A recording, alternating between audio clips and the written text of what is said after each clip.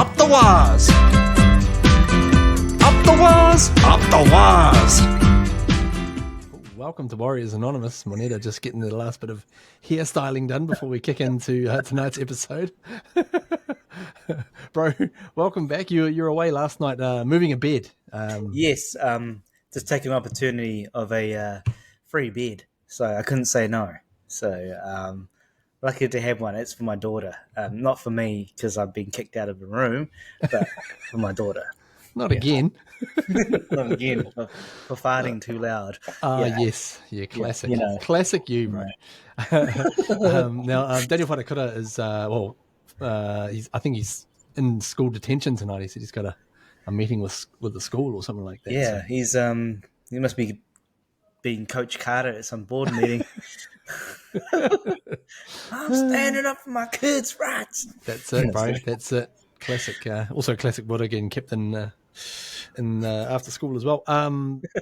Isaac is away, of course, in Japan, living it up. So we'll hopefully hear from him at some point. But we're going to run through the Exspence account tonight because Greg Spence has sent us some delicious goodies once again, as he always does. So thank you very much, Greg, for sharing this with us. And Moneta is actually going to run us through this. It's my first time, so be patient with me. So this is a great stat. So it's taken 7 seasons for the Warriors to get their first win against the Broncos, though the Warriors did claim 2 competition points against them in round 1 of 1996 as Brisbane forfeited the game. Well, yeah, we'll take it, but so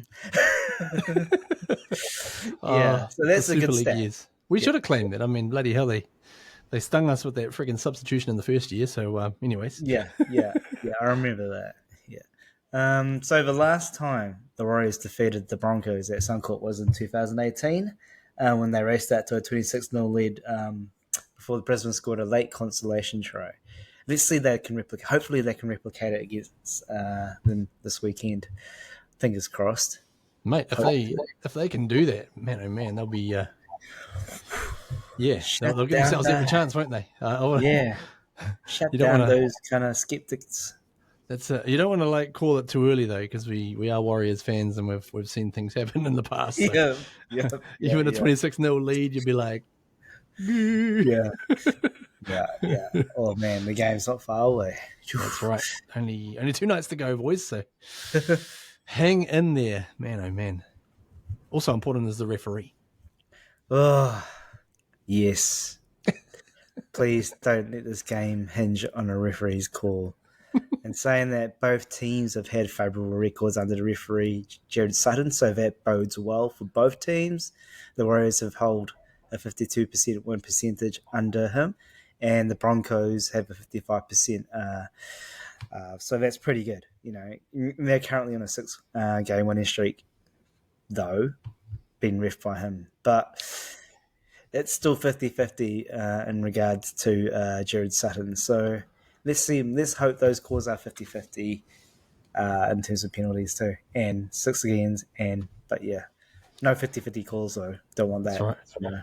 Hopefully, Jason Paris doesn't have to get out the nuclear finger and get the tweets out again because that'd not be good.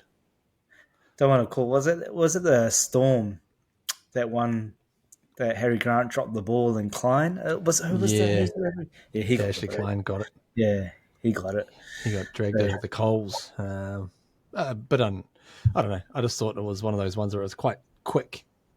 But I always look at those things as well, and I'm like, well, surely the bunker should have more powers to be able to overrule something like that. Cause, anyways, they'll just hang him out to dry. He's actually I don't actually even mind Ashley Klein. Don't really mind Jared Sutton either. He refereed us last time we played the Broncos as well. Really? Infamous jersey pulling match. Pompey. Everyone started to lay down on Pompey, eh? That's right. Could be redemption time for the POMP. Yeah. So that would be nice. I've actually been doing a little bit of research as well.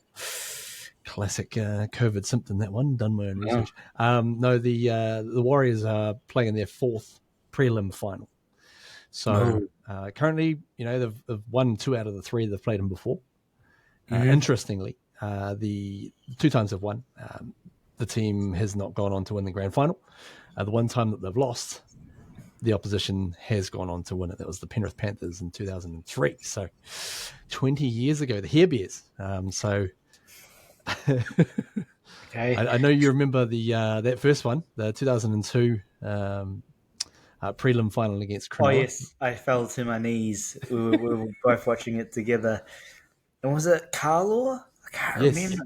Yep. Stacey Jones put the kick through and John Carlaw. And I've never, it was like a pastor had just touched my head and I just fell to the floor and praising the Lord. It's a miracle. Yeah. So it's like, I feel it. It's my bones. Thank you, Lord. Absolutely.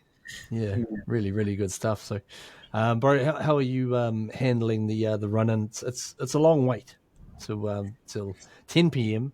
New Zealand time on Saturday.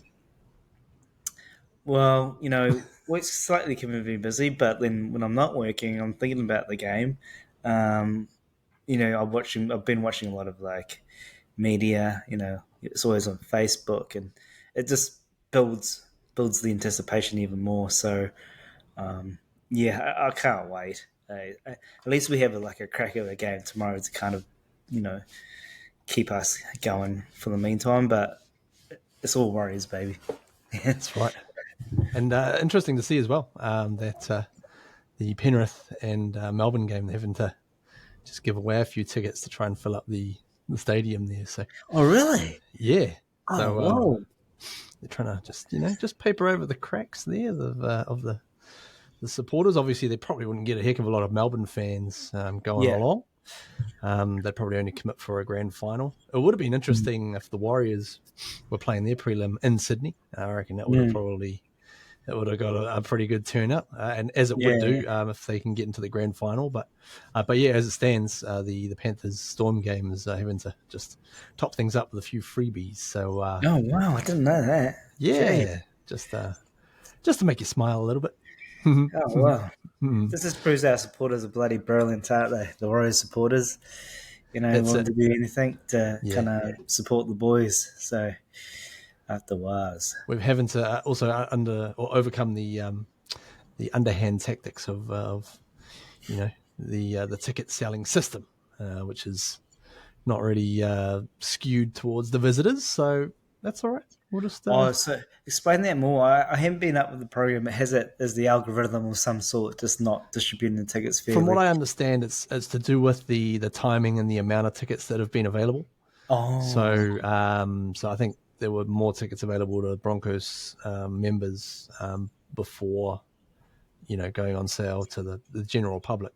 Even though it's a game, the finals, these level of finals are just arranged by the NRL. So technically, it's a neutral, venue and setup. So, but that's all right. That's by the by. I still reckon there's going to be a hell of a crowd going on and being nice and loud. So exciting times, bro.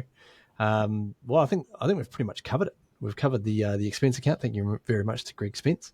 We're going to be checking in tomorrow night with just the last minute look before the game, just to kind of calm the nerves. Just calming the nerves with a bit of. Often I use a bit of Enya or some Boney M. Both of those. You just use Enya. That's right. You chuck on some Enya and it just takes you into a different kind of space, and you're like, whoa, yeah. You come out of it and go. I thought you were more of a Kenny G. Saxophone. I haven't tried that, but it might be worth a go. Hey, that could be a hot tip as well. Enya, Kenny G, Boney M. What are you doing? Anyways, this has been Warriors Anonymous, the Expense account. Thanks again to Greg, and thank you, Moneta, as well, for joining us after your bed moving expedition last night.